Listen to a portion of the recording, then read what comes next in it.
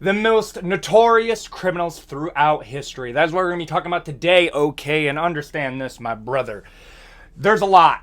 There's quite a bit, brother. The word notorious was arguably meant for these people. These are the people. These are the reasons why the word notorious exists. I mean, I'm sorry, dog. I started here being like, okay, we have some normal ones. Like, we have Pablo Escobar. We have Al Capone. We have D.B. Cooper for all the people that are kind of like, yo, yes, he was a horrible plane hijacker, but like, he was kind of hot.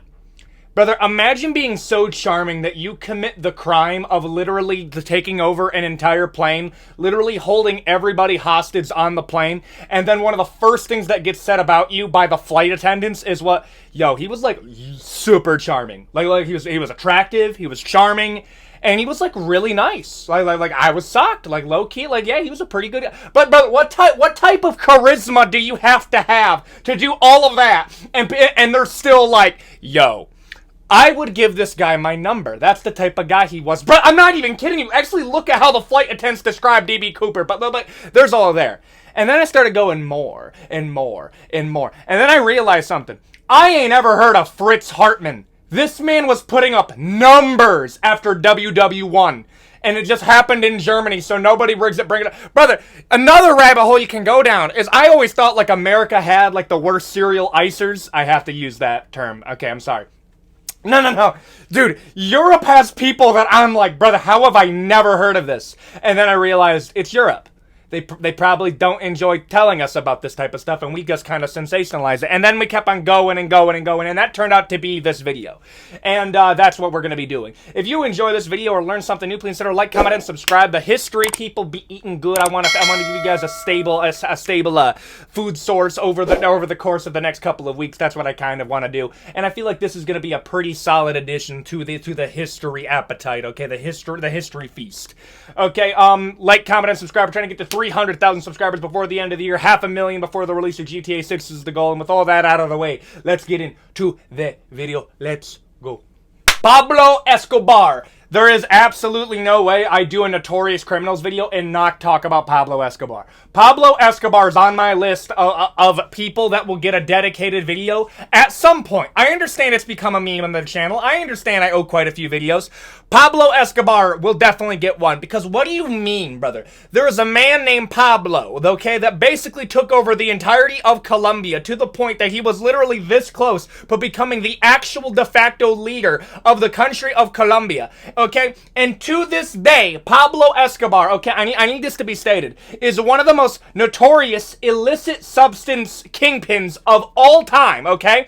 All of this, okay? He put up so many numbers that when we look at like El Chapo and what he was able to do, brother, to give you an idea of how crazy like Pablo Escobar's numbers were in comparison to El Chapo, brother, Pablo Escobar lost more product to rats than El Chapo was moving for an entire month. I need you to understand just how crazy a figure that is, bro. And then people kind of have like a misunderstanding. Like they have the Mexican cartel, and then you have like the Colombian cartel. Colombia was so basically untouchable that it took basically the entirety of the Colombian military to lock in, plus some help from America. And like, it took both of those working together, and on top of that, like an actual amount of resources that would be rivaled by like an actual armed conflict for us actually able to get Pablo. And even then, when we finally got Pablo, he was able to get his own prison, which was basically a man.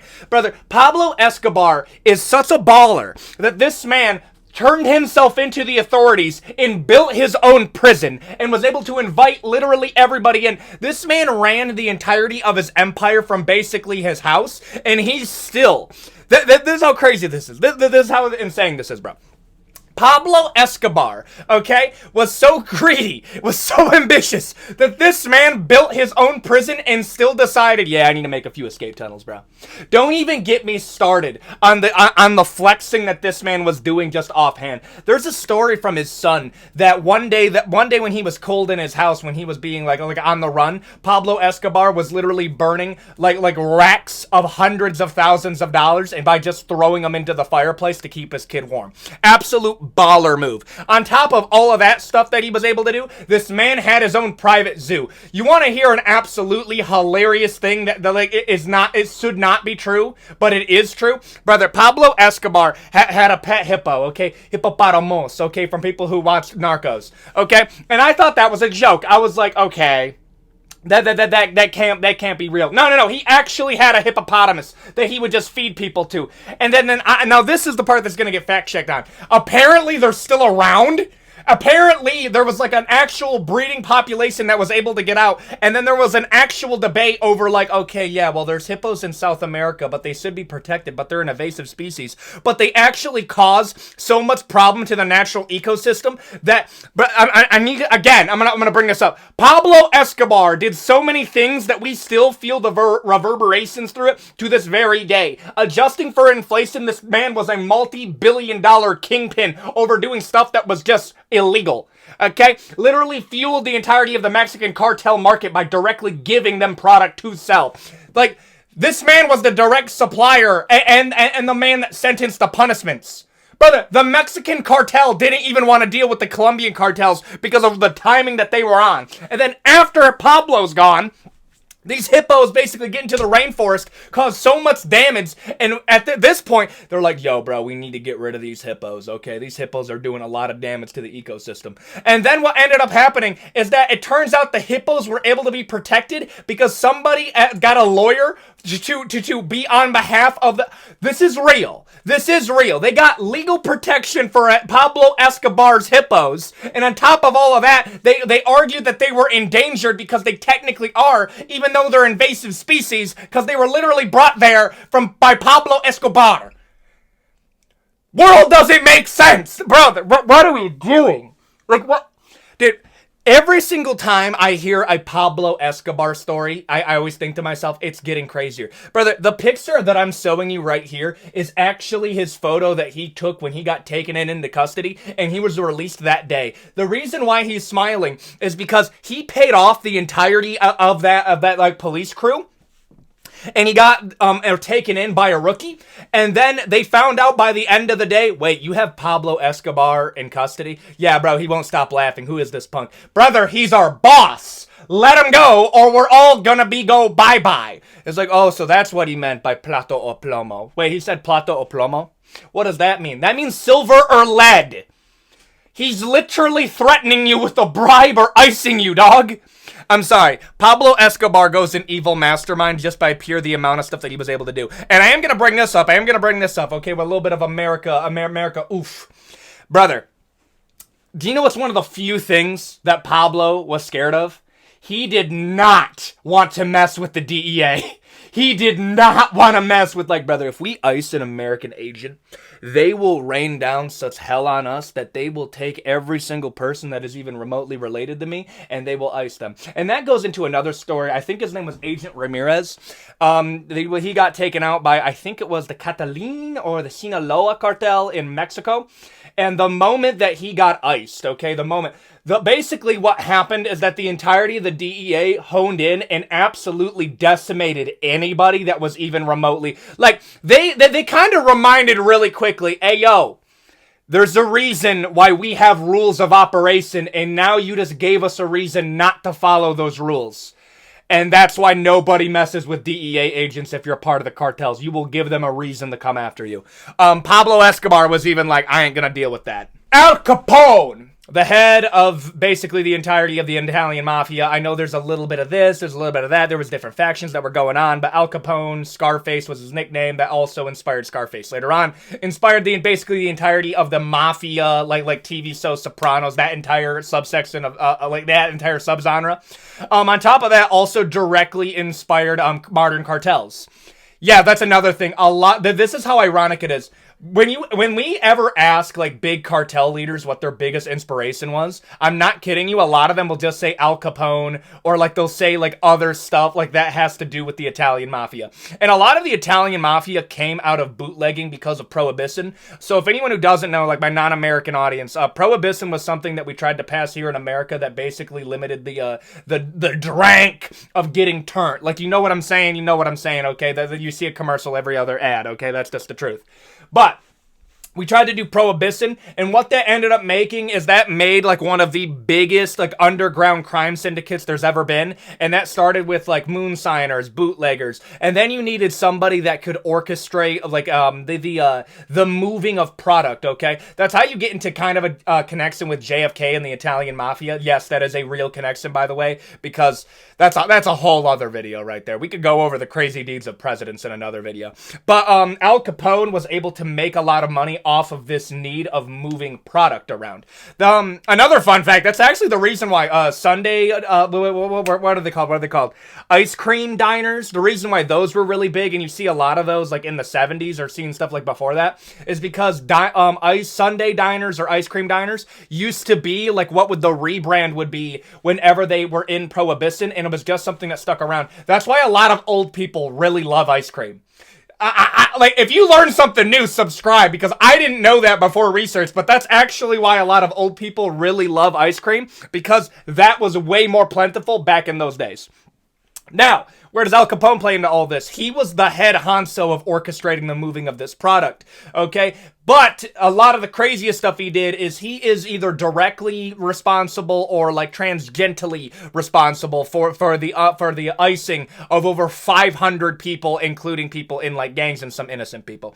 Directly he did that we know of is at least 7 to 14 people that he directly did, and that's like so provable that, like, we know he did it. There's absolutely no question that he didn't do it. But the reason why it's so difficult, and again, it was so difficult to get him on anything, and some of y'all know what happened, but part of the reason it was so difficult to get Al Capone on literally anything is because Italian mobsters do not snips. They don't. It's very difficult to make them turn rat. It's such a cool rabbit hole because we had to resort to literally bugging an entire street corner just to get some level of information on Al Capone. Okay, but how did we get him? Tax evasion. I'm not kidding. The only thing that we were able to get Al Capone on was the IRS. The IRS was the one who put Al Capone away. That's what it was. The FBI couldn't do it. None of them could do it. The one government agency that was so scary that it was actually able to get Al Capone was the IRS on tax evasion. Okay, they got him for that, and then they just started stacking up years. They got him for 11 years, and then he got syphilis, his mind degraded, and then he got, he left his mortal coil because of syphilis. The truth is, bro, okay, Al Capone, evil mastermind again. Evil mastermind, again, not even a remote question. You have to put him up there, brother. He was an inspiration to Pablo Escobar. Al Capone goes an evil mastermind. John Wayne Gacy. I've talked about John Wayne Gacy quite a bit. Dressed up as a clown, was a big weirdo, and got double-legged by a varsity wrestler one time when he tried to ice him. But no, this was a demented mofo, okay? I mean, like, brother, you want to know what's crazy? You want to hear? Here's a tangent. I'm sorry, some of y'all like the tangent, some of y'all don't. But here's a tangent. I want you to understand the stock that clowns, like the stock hit that clowns got. Because imagine having John Wayne Gacy and Stephen King write the It novel around the same time, brother. You being a clown is done. You're done. Being a clown, over for you, bro. That career path got Thanos snapped overnight. You had John Wayne Gacy and Pennywise come together to be the end of the clowning profession. Brother, did you know clowns have a union? And they actually tried to, like, petition to, like, seek some level of money from Stephen King because they blamed him for that. But then John Wayne Gacy ruined it for them. Like, that's how crazy this is. That's how deep the conspiracy goes for this, okay? But when we're looking at John Wayne Gacy, the numbers that he was putting up targeting primarily young children and young men. The truth is, man, that he earns one of the most notorious serial unalivers to ever exist. Okay, demented mofo, not even a remote question. Maybe a demon. Maybe a demon. Brother, this man was so unliked, and rightfully so, that one of his last words were, "Ayo, F all y'all." Not kidding. Not kidding. Look at the last words of John Wayne Gacy. It wasn't that verbatim, but this man had absolutely zero sympathy in the end. This man had people cheering for him to get the injection. Brother, and here's another thing. Controversial opinion. Whenever you see like a lethal injection occur, it is kind of weird to me that, like, We have to be respectful and quiet. Do we? Do we, though? Like, do we have to be respectful and quiet? It's like, well, we're better than them. No, I know that. You don't have to tell me I'm better than this actual piece of human garbage. But, like, I don't understand how it's the equivalent level of immoral and bad if I cheer for an actual piece of human garbage getting iced versus, I don't know, him actually taking out children. I don't know. Maybe that's a controversial take, but, like, I was shocked when they were like, and guess what? People cheered when he got the needle. I thought that was just normal, but apparently that's not. Maybe a demon. I think that's fair. D.B. Cooper. So for anyone who doesn't know, there was a man who snuck onto an airplane. This man also said, hey-o, I'm hijacking this plane. I got a bomba, okay? And listen here, you sweet, sweet, fine piece of dime. You beautiful flight attendant, you, okay? I have a weapon, and all I need to do is that you just got to give me $500,000, and I'm gonna grab a parachute and I'm gonna skedaddle. Are you okay, sweet cakes? And the flight attendants were like, he was the most charming man I ever spoke to. Like, brother, this is a testament. Okay, it doesn't matter what you do. If you are somewhat good looking and have a little bit of the charisma, brother, you can do basically whatever you want. Basically whatever you want, bro. They had Loki play D.B. Cooper in an MCU movie. I'm not kidding. This is something that just happened. Did we ever find the guy? Understand this. I'm like 50-50 on it because he also jumped out of an airplane with a parachute with a suitcase of $500,000, and we just never ever found the guy. And here's the truth, dog.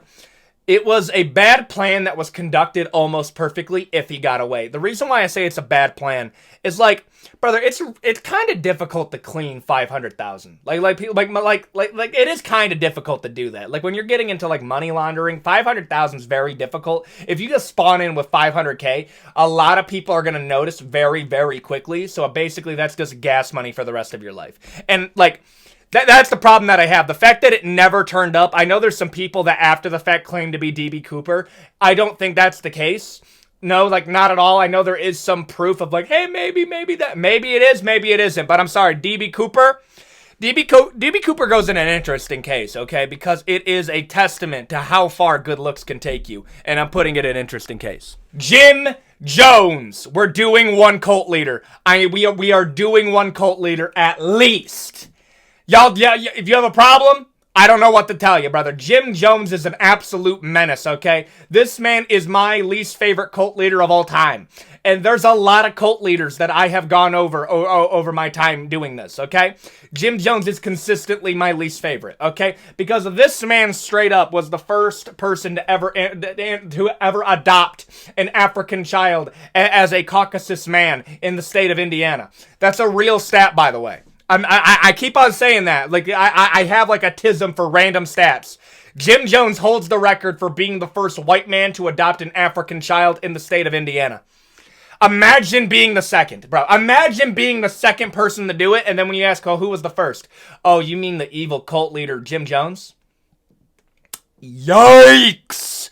Okay, so Jim Jones gets this entire congregation. He starts focusing on people that are basically left behind in society. One big thing that he got is he was a big proponent of the civil rights movements and was able to get a lot of leftovers of people coming from there. So he got a lot of people that felt very disenfranchised. And the truth is, man, that's not meant to make a statement. That is literally how cults operate. Cult leaders specialize in finding the group of people that is the most disenfranchised and has the least amount of direction, take them in, gives them a purpose and direction, and boom, you have a whole congregation. He also did the normal stuff like, I'm a healer. Give me your wives. He didn't do a lot of the wives stuff, but he was big in the healing stuff, and there was a lot of red flags very early on, but hey, people wanted direction. The climax of this little anime occurred when he moved all of his people down in the Central America, had them build basically a whole compound called Jonestown with slave labor, and then a congressman flew down, and he iced the congressman. Yeah, we escalated very, very quickly. Yes, no, a congressman flew down to Central America to basically, hey, if anybody wants to leave Jonestown, they can leave because we haven't had any contact and some people are worried here. And then the moment the congressman started getting back into the plane, he got iced. He got iced, and then Jim Jones was so scared that he was going to be put in prison for the rest of his life, because he probably was. And, yeah, they opened up extradition to get him. And then before anybody can even make it to Jonestown, he decided, like a coward, to absolutely ice every single person in his congregation with Powerade, Kool-Aid, one of those. And then he proceeded to, Minecraft save quit himself.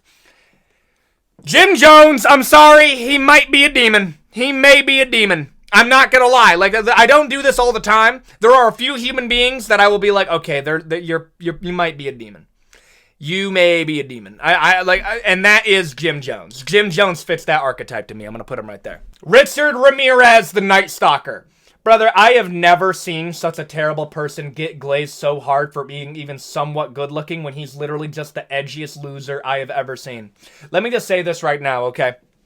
We need to stop giving serial icers cool nicknames. And I know that's not a new take. The Night Stalker, being given the name of a Night Stalker, when basically what you do is you break in the houses of elderly people and ice them, is one of the most, like, unearned, this is gonna sound crazy, unearned titles of all time. Put this guy on Fraud Watch.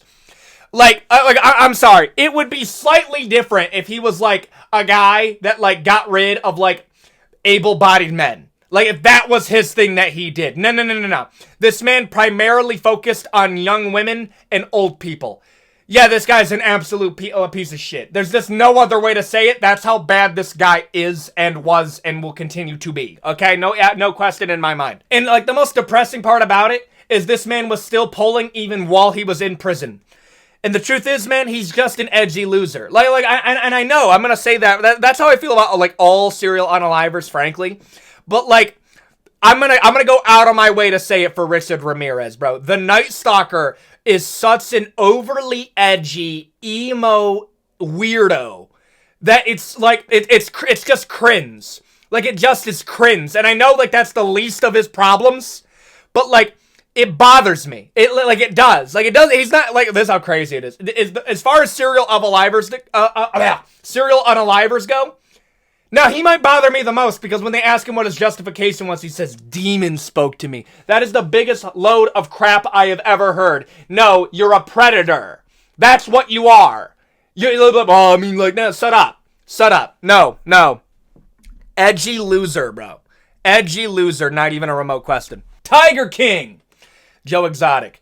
Brother, I'm sorry. I'm convinced we were all in a different timeline when we were watching The Tiger King for the first time, because this was an absolute fever dream to be watching. What do you mean there's a man with a mullet that is convincing people to go work at a zoo with big cats, and then he had a partner that accidentally committed Minecraft save quit upon themselves, and it's actually giving me a headache for how crazy this story is, okay? And then he has beef with all these other zookeepers. Brother, I didn't know zookeepers were that freaked out. Like, now that has become a red flag, bro. Like, if I'm talking with a honey and she says, oh, yeah, I'm a zookeeper, I just know I'm in for something crazy. I just know I'm in for something absolutely insane. And I wasn't like that until Joey Exotic put me onto some game. Okay? You want to know what's crazy about this? My dad lived down the road from one of the people that Joe Exotic did a deal with. I'm not kidding. This is like a thing that he was like, wait a minute. Where is this happening? Yeah. Where did this happen? Wait a minute, that's my hometown. What? I'm not kidding! He, like, provably did it! It was like some dad lore that just spawned out of nowhere! Like, what do you mean you're, like, slightly connected to this, father? I'm sorry, there's a whole lot. That was some free Ethan lore right there. But, like, what did they eventually get him on? Brother, he made a hit on a fellow zookeeper, I don't even know, bro, like a zookeeper rival. And apparently, I don't want to be real here, I thought she was crooked too. I thought there was something wrong with her. And then it turns out her husband's alive and he just disappeared because he thought she was annoying. Brother, there are so many twists and turns in this story. It is absolutely insane because apparently Carol Baskins is her name, okay? So Carol Baskins owns her own like saving cat retreat, and it is like an almost cat prison in how it looks, okay? And then on top of all of that, her husband disappeared, and for the longest time people thought Carol Baskins did it, and then they finally found her husband, and when they asked her husband, where did you go? He said he left because I thought Carol Baskins was going to ice me. Ah! It's so strange! It's so strange! I'm sorry. And then Joe Exotic puts a hit out on Carol Baskins, and then it's like provable because I'm sorry, hiring a hitman is so, it's like a comical thing, and then they got him, and then they thought he was gonna get a pardon. Like they actually, interesting case. It's just an interesting case, my man. There's just no other way to say it. You have to put Joe Exotic in an interesting case, okay?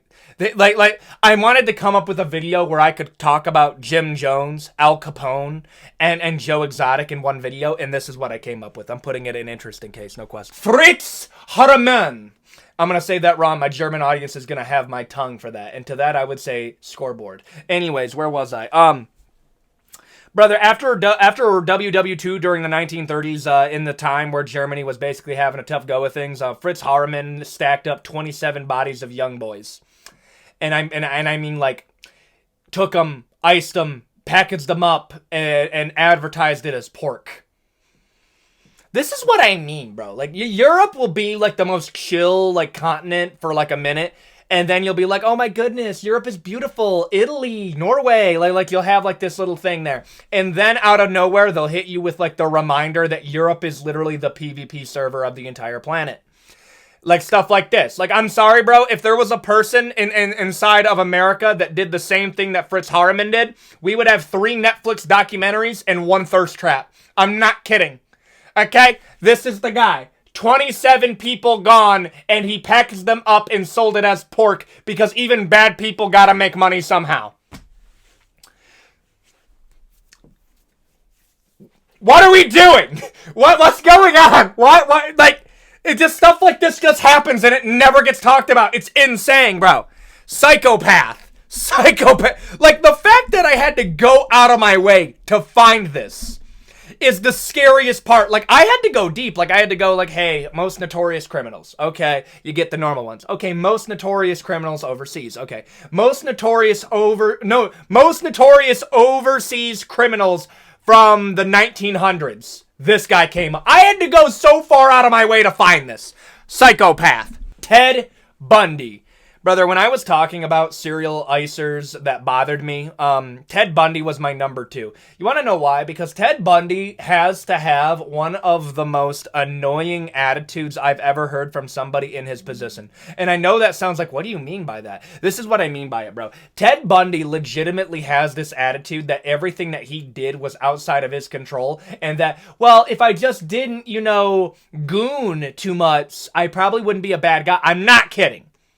I'm actually not kidding. That is one of his copes. And I'm gonna be honest here, dog, okay? When we're talking about, like, serial unalivers, bro, like when we're talking to these people, serial icers, and we're, like, interviewing them, I understand, like, you want to interview them to get inside their head, but I also understand that I am talking to somebody that is barely human. And I can't, like, treat them as much of a human because they have sacrificed so much of their humanity that they are practically just a different thing. If you are so far into like arrogance, okay, and so egotistical that you legitimately believe that the reason why you are is because you goon too much and that you want to lecture the people of a modern day being like, you're just going to end up just like me. Brother, statistics do not agree with you. You're actually just an insane person. And that's another thing, dog. And this is another, like it kind of hurts a little bit. Brother, Ted Bundy was stacking up bodies because this man was slightly good looking and had some level of charisma. Brother, they had Zac Efron play Ted Bundy. Do you have any idea what that kind of feels like? Like, bro, we're cooked. We are cooked. But on top of all of that, the funniest part is when, like, ladies that didn't get got by him describe dating him as like, yeah, no, he was a weirdo.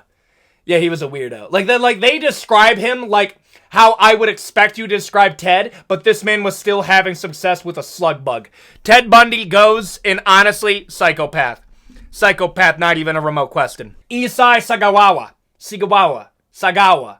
One of them, okay? This is the little man that was sent over to France and ate a big Dutch woman because he came over to do some poetry, and then he saw that big muscle mommy and was like, I make jokes to cope with tragedy. That is how I do this. Issei Sagawa is an absolute piece of human garbage. Absolute. And the reason why I have to say that is he's still around! Never had to serve any real sentence for the crime. Brother, this was a guy that, like, originally born in Japan, gets sent overseas to study abroad, okay? He is 5'9", 5'11", one of those, okay? He invites a Dutch woman over that is described as fairly tall. To him, that might be 5'5". Okay, C comes in thinking she's studying poetry with a little man, and then what ends up happening is Issei Sagawa looks at this big woman, waits for her to turn around, boom, ices her, and then proceeds to package her up like beef and eat her. Okay, and you hear all of this and you think to yourself, okay, this man has to be put under the prison. There is no way that this man was able to get away with it. What proof do they have that he did it? They literally found him red-handed. He was packaged her up into briefcases, walked over to the nearest bridge, and started dumping it out. They started noticing when this man was literally leaving a trail of red behind him, and he was taking multiple trips, okay? And he was struggling holding the briefcase. That has to be added. The French policemen literally saw him red-handed and were like, "Oui, oui! Why you do this?" I don't know. I make fun of the French every chance that I can get because the best thing that came out of your country was Napoleon Bonaparte and fondue. Okay, so Issei Sagawa gets got red-handed, pleads insanity, and then they extradite him back to Japan. But because of a weird like loophole in the law, he actually was able to get off scot-free and wrote an anime about doing it. Edgy loser. Get this man out of here, bro. Edgy loser. Look at his face. It makes me mad every single time I talk about this guy because this man is so bad that Japan and France, and I need you to understand that at this point in time, there was still some leftover tension from France and any country that even remotely allied themselves with the Germans, okay? Because, Germany strolled up on the block and did nothing. But, France skill issue, I guess. Okay? So they didn't really like seeing eye to eye with Japan, but they chose to lock in together to make a new law so something like this never happens again because they knew they messed up. I'm sorry. Edgy loser comes from Nepo money. Weakling human. Get out of here, dude. Saddam Hussein. What a crazy person to go to after this. I don't know why I made it like this. So yeah, the military dictator. So what ended up happening is that Saddam Hussein was coming up at a time in the Middle East where there was a lot of these big power struggles.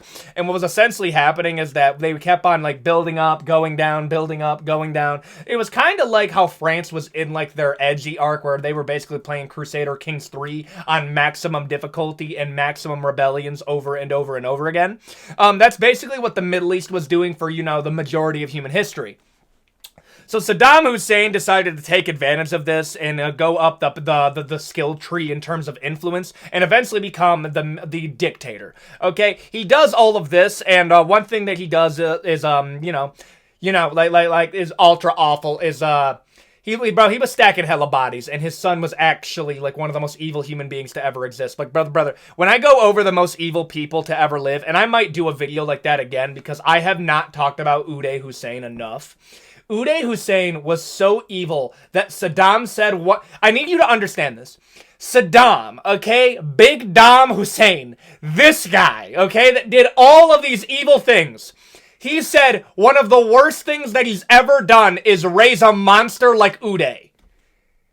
Do you have any idea how evil your son has to be for you to be like, yeah, Uday is the one with the problems. I don't know where he got that from. Huh? Brother, what are we talking about? Okay, that's how bad Uday Hussein was. But Saddam, Big Dom over here, okay, eventually had to get humbled by the reason why America doesn't have free healthcare, where we sustained 28 days of sustained air support during the Gulf War conflict in Operation Desert Storm, annihilating the entirety of the military of Saddam Hussein, absolutely humbling this guy. Ooh, rah! Okay, listen, okay, I'm patriotic, but I'm also realistic. I'm sorry, that is just cool. That's just cool. I don't know what to tell you. That was just a cool thing that America did. Okay? We can give credit, but also point out the problems. I think that's a fair thing. Saddam goes an evil mastermind. There's a story where he called all of his supporters into a room to give a meeting. And he was basically saying, everybody in this room. No. Everybody in this room is going to get iced, where he had a name of every single person that he was going to call. And it was only the people that stood up and like literally stated that they will serve him no matter what were the only people that didn't. So like to give you, this is how it worked, okay? They go into a theater. Saddam says, all of you are traitors.